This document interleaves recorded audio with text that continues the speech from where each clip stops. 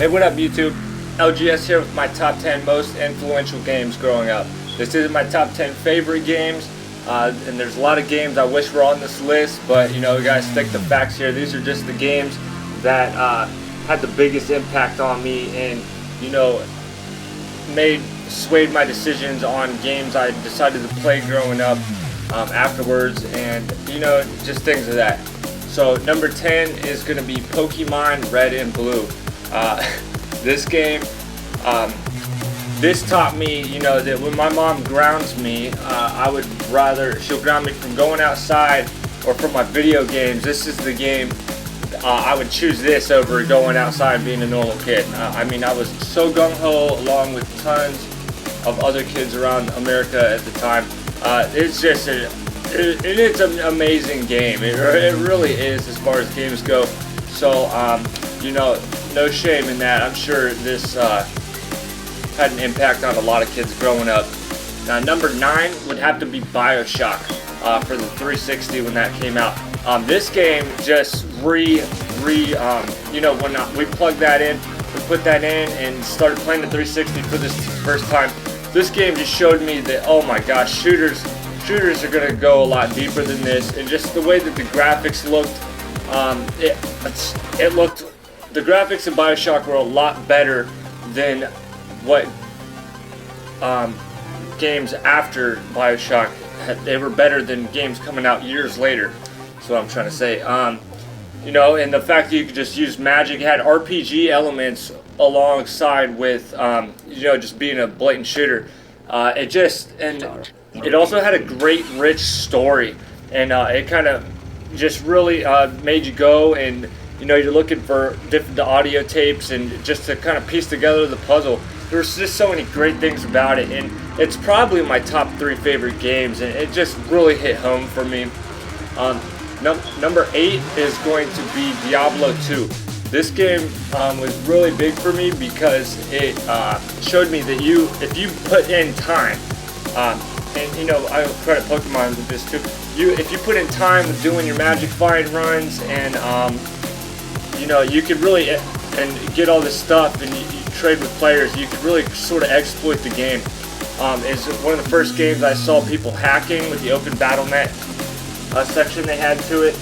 And it was another game that I really started playing. It was one of the first games I played online where PvP was a huge thing. We used to just sit in low-level duels and duel games all the time. All the damn time. And yeah, I had to play this at my friend's house. I practically lived at my friend's house. Ate dinner there, slept there if we slept, because we were playing Diablo all the time. And I'd go home, sleep, come back. You know, summer. We played this game for years. I loved it. Huge deal. Number 7 is going to be Metal Warriors. This game it came out in 1995. This is a game that just totally shocked me with side-scrolling, you know, platformers like that. It was on the Super Nintendo, and you basically are riding around in these big mechanical mechs and destroying enemy mechs and things. But there were so many you needed different mechs for different things. You could blow through walls on the map. You could get out of your mech and walk around and shoot. There were also little soldiers, teeny tiny little soldiers shooting up at you like they were going to do something. But they'd kill you if you were outside of your mech. And there were so many things, and there were a lot of different platformers that might have done things similar to this and might have won up with Metal Warriors, but this is a game I had, and it really just showed me that yeah, this genre is just really a force to be reckoned with, because I remember playing games and you just think it's all been done before. It's going to be the Mario formula, and you know, and this really just broke outside the box for me. You could also say Super Metroid did the same thing, and tons of other games, but Metal Warriors is one that I had played a bunch. Now number 6 is Metal Gear Solid. This game, you know, came out on PlayStation 1. Everyone knows what this is, but the top-down view and the whole stealth aspect to it. It's the first game I played where you really needed to be stealthy. And not only that, I had such a connection with all of the enemies, all of the enemies. Like the one that stands out to me is Psycho Mantis, and that I really just adored the whole game start to finish. And it just showed me that you can definitely do different things with shooters, and it just really started some fanboy stuff with me. Like I like at early teenage years and things like that. I just really love the game, and it's when it sticks out. Let's see here. Number 5, Super Mario RPG. Now, this is another game. I think it came out in 94, 95. Pretty sure it's 95. I didn't own this, but it's another game where I was over at my friend's house all the time, trying to see if we could play it. And it just showed me RPGs, one that I could play. I had always watched my cousins play like Final Fantasy games and Phantasy Star and stuff, 7 Saga. But this was one that was a little geared towards people my age. Like I must have been 7 at the time. Yeah, I was probably 7 years old, and it was one that I could play. And I just was so blown away with, like, oh goodness, you can just go around and hunt for enemies and level up. I mean, you're putting yourself in the game. This is one of the first games that ever did that to me. And I think that's what Super Mario RPG set out to do. That's what Square Enix was trying to achieve with that. And yeah, they totally got me. Number 4. Let's see here. EverQuest 2. God damn it. This game, another RPG. This game really showed me about just making connections with people online. Like, I ran a guild. I was very serious. I had a lot of characters, and they were all months playtime. A lot of people play WoW and things. I've said it before. This game just showed me that you can make friends from far away. I've actually had people come from out of state and they'd stay at our house, and I was still living with my parent. And this showed me that, like, it all consumed me. I don't even know where to start. I really don't know where to start. It showed me how damn dangerous games can be. Because I would not eat, I would not do anything out of it. The school was going under, and nothing else mattered at all. Nothing else mattered. So the biggest influence with this is how you can make online relationships with friends, and what a great stepping stone. I understand there was other games that did that first. This is the one that did it for me personally, though.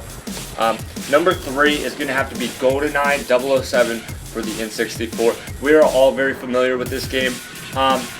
I was a platformer gamer for years and years, even until EverQuest 2, really. But so the thing with Goldeneye 007, it was the first-person shooter that I had played, and like many kids in America, many teenagers, this was the game to have. This was a huge deal. If you're on an N64, you needed to have this game, because at any point someone's going to come over and try to play this with you.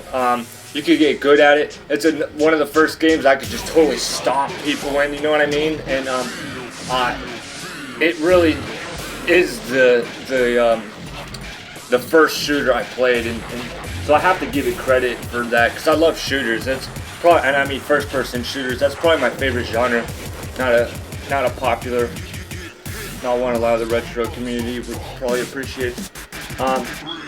Super Mario World and Mega Man X is number 2. They're tied together. These were games, because there were games everywhere. Everybody else had them, back then. But these were games that I could play, and I have to give them a time, because Super Mario World, while I would say is probably on the Super Nintendo as well, it's probably the best platformer. And outside of, it's probably the best platformer ever. I mean, it definitely is a contender for first place, but it's not one that I totally enjoyed all the time. Mega Man X was right up my alley. It was fast-paced, but what's important is that these games were just easy enough and just hard enough. You could beat them and feel like, you're all that. You're all that with gaming. So it really just gave me enough. I kept coming back for more at a young age. and definitely I've really got to credit them for why I play games at all in the future. You know. Okay, so Final Fantasy VII is number 1. So yeah, Final FF7 fanboy. This is, I must have been 11 or 12. This is the game this game took over my damn life. It was, outside of Super Mario RPG, this was the first, and Pokemon, this is one of the first games, RPGs I played, and it was such a mature RPG. That's what I felt like I was doing something like big kids would do while I was playing it. There was death and like the end of the world. You know, Sephiroth burning the whole village to the ground. There are so many things about it. I was drawing these characters. I wanted everything to do with it, and you know, I think a lot of people could look back and say the same thing if you were around my age. A lot of people turn their shoulder and back on Final Fantasy VII just to kind of be like, yo, there was more.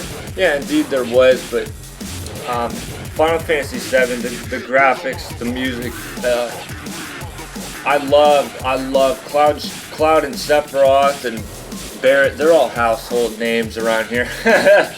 And it showed me that you can I can love this game so much.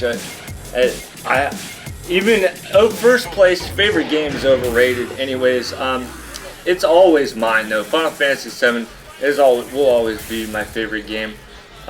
It's just the time I grew up. It's just the time I grew up in.